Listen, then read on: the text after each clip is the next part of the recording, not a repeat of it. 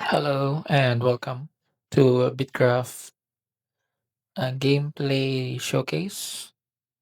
Well, I'm planning on doing a similar thing with my Albion gameplay. This is a, uh, it's only a showcase to be honest. As I play the Bitcraft. So currently, kasi I'm getting hooked again with Bitcraft, even though there's only fewer players. So hindi na siya kagaya ng release, but there's still people playing this. As you can see, merong isa diyan sa gilid. And I'm currently here in the starting town. It's a ruined town, so most players, new players will start here in one of these ruined town. Yung hindi siya tutorial kasi the tutorial for this game is very simple naman, and madali lang naman sundin as long as you follow the wisp na magga-guide sa'yo. The only thing na mangyayari or parang magiging, bottleneck mo is once you're hitting or once you are in this quest wherein you will have to acquire some materials that are way above your level. Eto is you can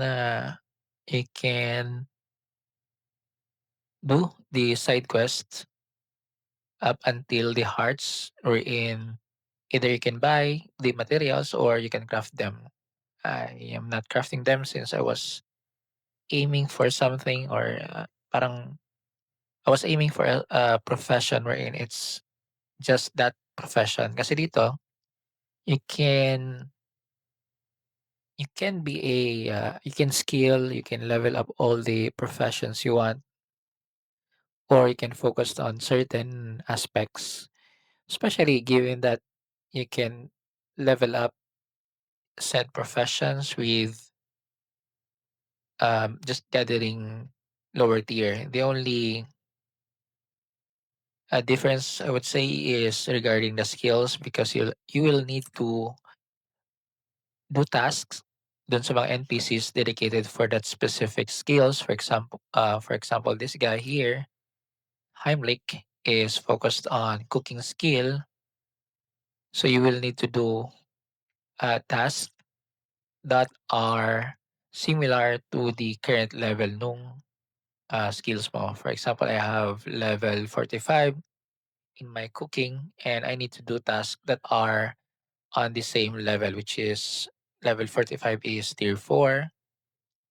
But I don't have the materials for this. What I can do is I can buy those materials or I can gather them. And speaking of NPCs, if you want to earn coins, this is one way of earning them aside from selling your materials to the market. And additionally, since connected na rin naman, market here are not centralized.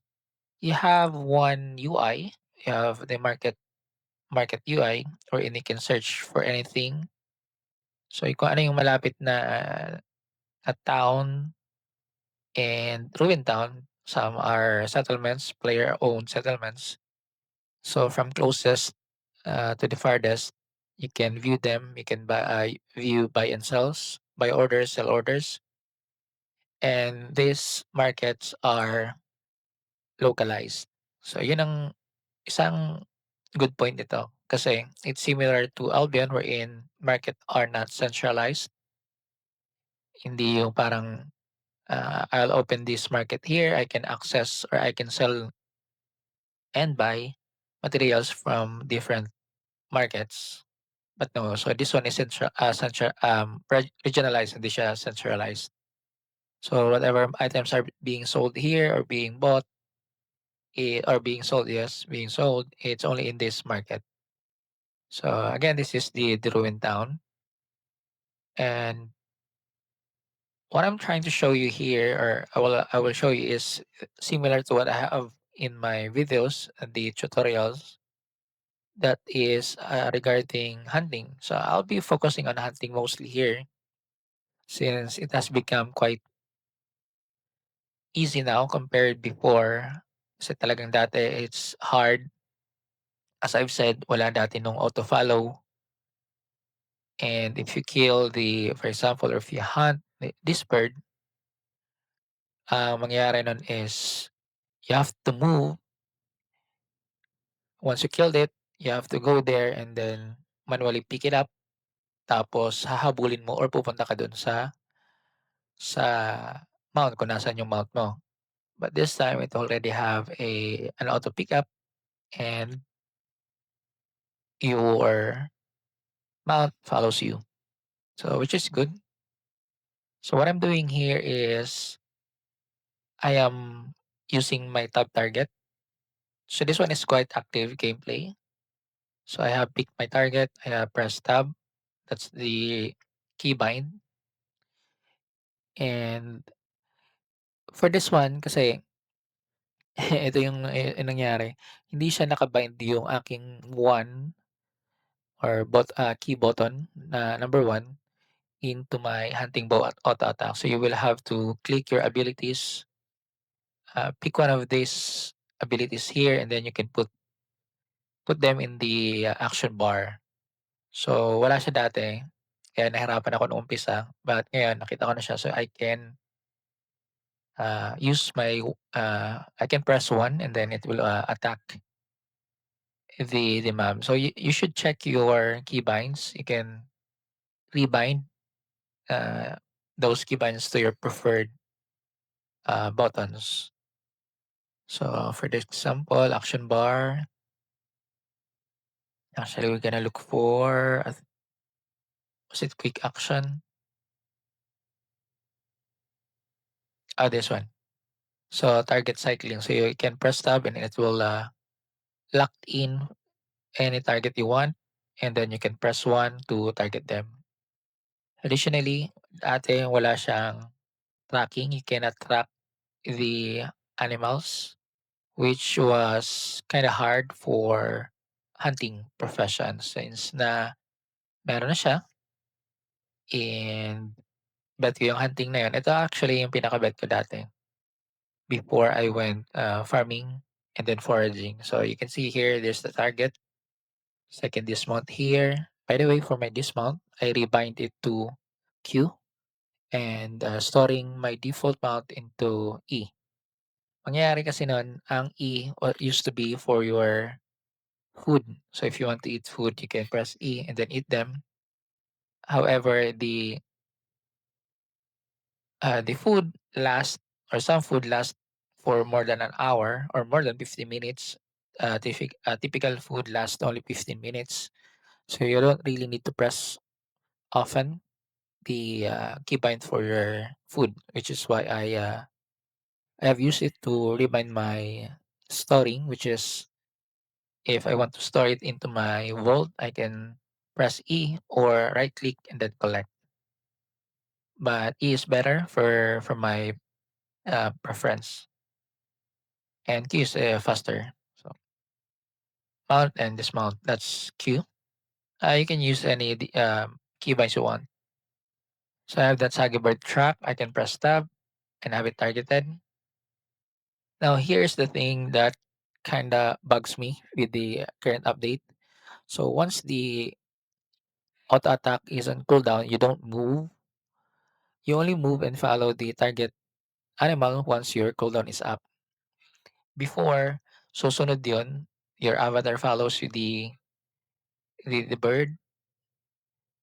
Ngayon hindi. So if you're in cooldown, I don't know why, if you're in cooldown, your avatar stays. So ang ginagawa ko, I will track the bird or the animal, follow it, and then press one. So I just click anywhere. You can just move. So it's manual. It's active, but since it's auto targets with your Q, you can just press one.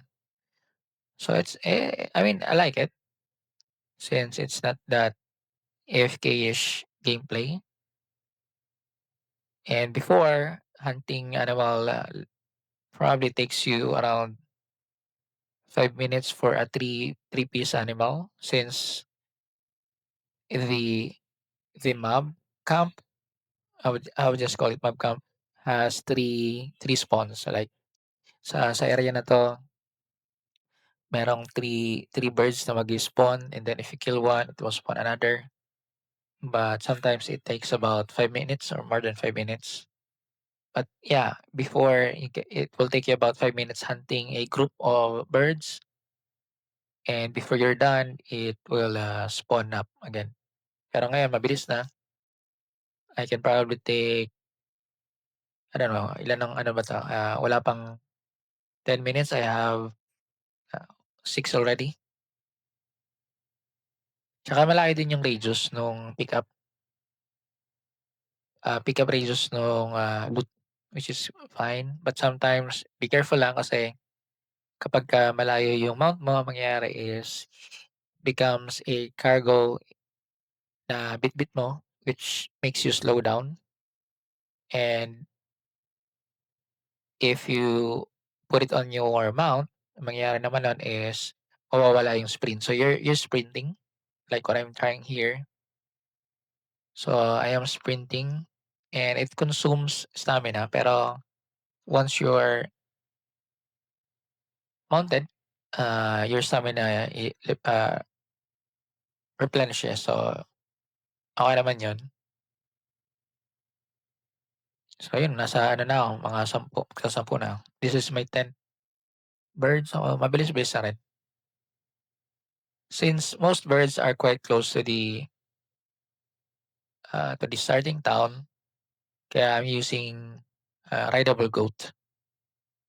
For most of you, hindi niyo pa makukuha agad-agad yung goat na yun unless you have level 10 or 15 in taming. So that means kailangan mo niyo munang gawin yung task nung sa NPCs. Yung taming naman siguro mabilis naman siguro yun. Kasi before, if you want to, I mean, they have updated yung, or they have given the players the option to level up the taming while mounted. Yun yung ginawa nila. Pero I don't know, but probably some players abused it or it was too OP. Kasi ang iba yata managed to reach, I don't know, 100, level 100 in taming. Just being, oh, hindi sumunod. That's ano yun. So hindi sumunod yung mount. Kaya ang mangyayari nun is chances na hindi siya ma-pick up. Also, ang nangyayari is kapagka ganito nagdi-disconnect due to, ano ba, probably hindi kasi malayo yung server. Pero, at the moment hindi pa naman siya gano'n ka detrimental in your play. Kaso nga lang ba kapagka nag-add na sila ng combat wherein it's, vital to have good latency and ping, baka yun maging ano na, maging, cons in the future. Pero for now hindi naman, can manage, I would say. But sometimes yun nga, minsan nakakairita kasi, you will get disconnected. So kailangan mo ulit mag-login, but there's some issues, I don't know, probably in the internet by ISP, but there's an issue wherein if you try to logged in, kapagka nag-disconnect ka, it gets stuck or you'll get stuck in the loading screen. Yun yung nagiging issue for me. So halimbawa na-disconnect ako ngayon, if I try to log in, it's only in yung loading screen or loading bar, hindi siya nag-move, na-stuck. So I have to close the game and then re-log, which might take a while. Kaya for now yun yung, current ano ko, current issues with the game. Okay, 15 minutes, so we have 16, almost 17 birds. Kaya mabilis lang 'to, eh. Kasi you can track them na and sumusunod yung mount mo and at the same time, auto pick na yung ano, nag-o-auto pick up yung loot. And another thing,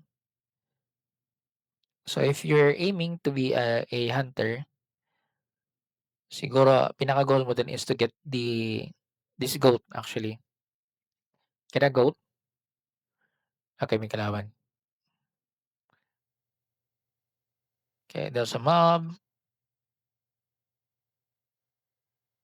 Yung ano naman dito, combat ng sa mob is manageable naman, not bad. Pero sa start, kasi wala ka pa masyadong HP and ang ano mo pa lang, ang weapon is mahina. Of course, you will try to or mas maigi na iwasan mo muna. Slaying here is a skill, so killing mobs, I mean, not the gatherable mob, but the enemy mob, kagaya ng jackal. It's a skill pero I'm not sure if there's a benefit in doing those. I've tried pero di ko alam kung ano yung benefit niya. They have added PvE dungeon which is for those na, bet yung gano'n. I like PvE but the PvE here is more group oriented or yeah, group oriented. Meron namang solo dungeon I've tried, pero ano pa siya, eh, hindi pa fleshed out. So yung PvE pero sabi nila yung combat daw it's already 1.0. So it's already version 1 yung combat nila. Okay, we can go back. So version 1 na yung combat which means in their perspective, excuse me, in their view, okay na siya. But for me, parang hindi pa. Additionally nga pala, if you're gathering out, it's better to track your home so that you can just check them in your map para madaling sundan. Or you can just open the map, click it, and then it will auto path towards that direction.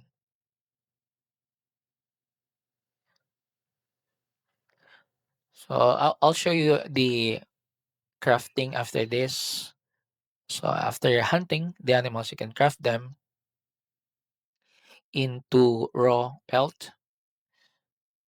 Ang ano kasi dun is, so after you hunted them, it gives you the hunting experience. And the first refinement of that material, of any material, is the same skill, the same profession. So for hunting, if you want to refine them, it's still hunting. So you will get hunting XP. And let's say if you forage berries, well, berries is different.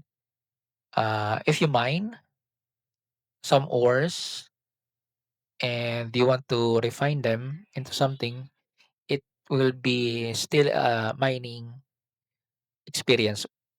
What I'm trying to say is, kasi yung iba, kagaya nito, di ba mahirap, medyo hirap or medyo hindi siya AFK-ish, active gameplay for the hunting. So, yes, you get experience as you hunt the animals, but there are those players na hindi nila bet yung gawin yon. So what they will do is they will just place a buy orders for that item. For example, Saggy Bird, 60 is okay-ish, but if it's 100 coins, it would be better. But since there are only few players right now, it should go up. So, mas maganda kung mataas pa 'to for money. But anyway, so merong players na they do have a lot of coins and they can just place buy orders. So, parang they save time, but at the same time, it drives an economy kasi, for me, I can sell them, I can get coins, I can use these coins to buy other stuff that I need na hindi ko ma-gather due to hunting. So, bibilhin na lang nila and dahil nga gusto din nila magkaroon ng experience on that, profession, ang gagawin nila is they will just go here, oh, not leather, hunting station. They can refine or yeah, I'll just call it refine this. So they can just refine them and then they will get the same experience. They will get experience from refining that material. Ang para sa akin na lang kasi kaya minsan nag-aalala ako sa pricing kasi this material here, animal hair is quite rare. Di ko alam kung ilan yung ratio but this one is needed for, scalar materials. Kailangan siya pero and rare rare siya kaya mahirap makuha, which in my point of view, it's kinda unfair kung ang pricing nung bird or any animal that has this is only this 61, which is quite low for my, opinion. So, ito yung, importante dito. So, aside from getting experience in your hunting skills or hunting profession, you are also getting this material. So, it's used for textile, craft textile, which is used to craft a cloth or refined cloth. Refined cloth is used as well to craft beginner's cloth research, and this one is needed for codex, and codex are needed for I can sell it, and at the same time you can use it for settlements, and I believe in upgrading your settlements. So you can use it to get a settlement kit, or you can use it to upgrade your settlement into higher tier. So yun ang pagkakatanda ko, which is why alam ko mahal yun. Any rare items, any rare quality items are quite expensive. One of those is yung paborito ko, Cetic berries. So ang mahal niya. I don't know why they're buying for this amount. No one will sell it for that unless the drop rate has been updated na. Pero alam ko mahal 'to, eh. So, okay, I'll show you the crafting. We will, refine those items we got. So, you can press max. Good thing they have added this kasi dati if you're kasi you can craft a lot. To be honest here, there's no limit as long as you do it in one take. So, as long as you have the materials with you, you can slide this one to max or yung bago ngayon, you can press max. This one is the recent as well, yung group crafting. So you can press this and then you can start crafting, leave it, let the others craft the order. They can get the experience and you can get the output after.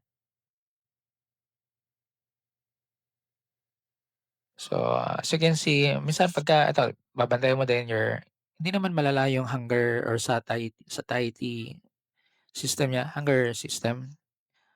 As long as you have food, madali lang naman din yung food. So, what we're doing here is we can get basic raw meat and then we can use that to cook at this one, this material.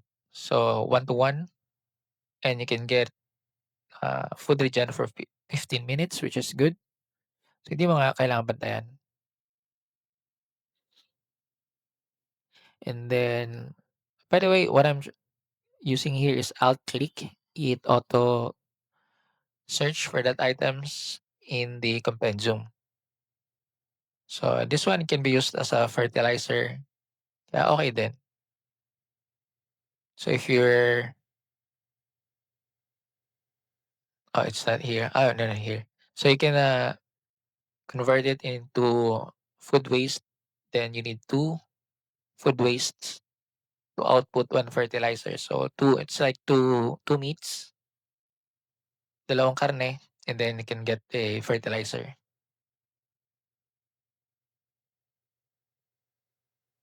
So, what time na? Actually, ito madali lang 'to, ten pieces lang kasi, I mean 20 pieces. As you can see here, the outputs varies. Hindi siya fixed for some items. Yung iba naman fixed. So, it's like one-to-one conversion. Yung iba may randomness, especially this rare material, kaya mahirap siya makuha. We'll try to eat one. There you go. I like to keep it here, maximum. So, as long as it's maximum, you're fine. So, hindi siya problema yung food. You can buy them. Madali lang din naman since you have tasks from NPCs, presets every 3 hours. So what you can do is you can focus on that. You can start with that actually. You can you can look for specific skills na tingin mo kaya mo and pinakaano yata dito is cooking if I'm not mistaken. I forgot kung ito medyo mahirap yata 'to, eh. So yeah, you can do cooking and then look for the items na kailangan dun. May mga app naman na third party apps you can check but, you can check the NPCs itself, look for the items or just check whatever materials or ever task he needs, whatever materials he needs for the task, and then craft those. Damihan mo na para para the next resets meron ka na agad. So, ang tanda ko dun parang ang umpisa nun is berries. So, you will need to forage berries, cook them like 10 pieces will, give you 1 cooked berries, and you can exchange for a few coins, tapos rinse and repeat, you can get coins na. Or you can look for other NPCs that has task ng professions na bet mo. For example, if you're doing hunting, maybe ibang skills yon or if you're doing wood, lumberjack, you can check. I think it's Brico. So, you can do those and parang pabalik lang yung ano mo, yung coins. So, I'm gonna claim it and we'll see what we got. So, from 20 animals, we only got 2. So, like 10%. I guess not bad. So, pero it's too low. The drop rate is too low. Especially the berries. I have done a lot of berry hunting, foraging, but yeah. Right. So after that, after you have refined the animal, there your path can be if you want to further refine the materials or you can sell them. So balik tayo dun sa ano, sa market. So for the Saga bird, it's being sold for 61 and we'll check for the animal here. So 61 coins for the Saga bird. I will check for this belt first. And for the raw pelt, it's only being bought for 5. So masyadong mababa. Pero okay din naman kasi so you can now sell this one if you want to or if you want you can just further refine them. Kung di ako nagkakamali, this is the next step. Okay, no one is buying. So no one's buying for your tier 1. I don't know why. But let's just say the raw sells for or buy you can buy it or yeah, you can sell them for 5, this one at 7, so at least it's better. So I can have 1, 2, 3, 4, 5, 6, 60. So this one 60, I can sell them for this, so that 420 coins. So I can get 420 coins for this since no one is buying the next step for your belt. So you can the next step you can see here. So you can press Alt click and then you can see the process here. So once you manage to craft them, the process are shown here. Since no one is buying a rough, clean pelt, so mas maganda na ibenta na natin to. So that's the next that's the second path. So you can further craft or sell them. And for the animal,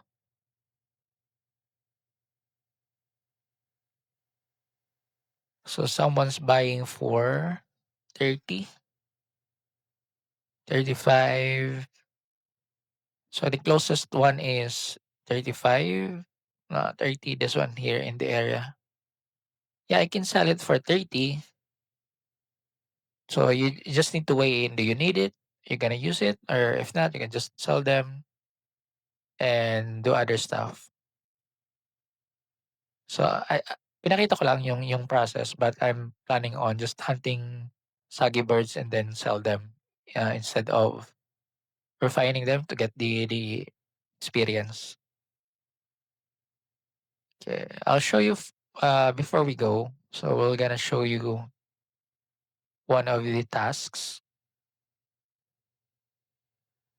Not this one.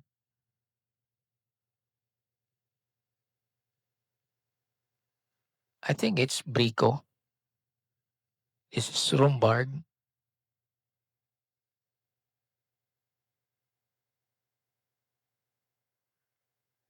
Okay, so for example, this one, since I'm on the level 11 merchanting, I can exchange them, rough brick, 10 of those for 250. So if I want, I can buy one of these for 25 or not more than 25. So let's see.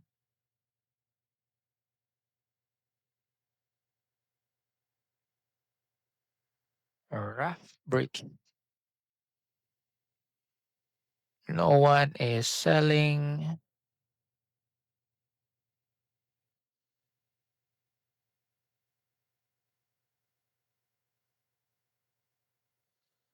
I think this one is good. It's 1/8. So you can check one one material or this has 100 bricks. I think this one is good, right? It's 18, right? Yeah, I think this one is good. So I can buy one for 1/8 and then I can unpack them to get 100 pieces and sell them here. Do I have my math right?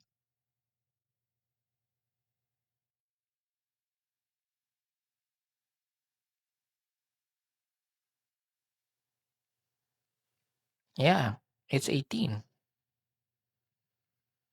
Yeah, looks cool. So instead of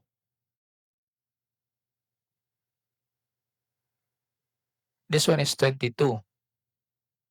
Wait. Do craft. So I mean, it's still good. I'm earning 3. Yes. Yeah, right.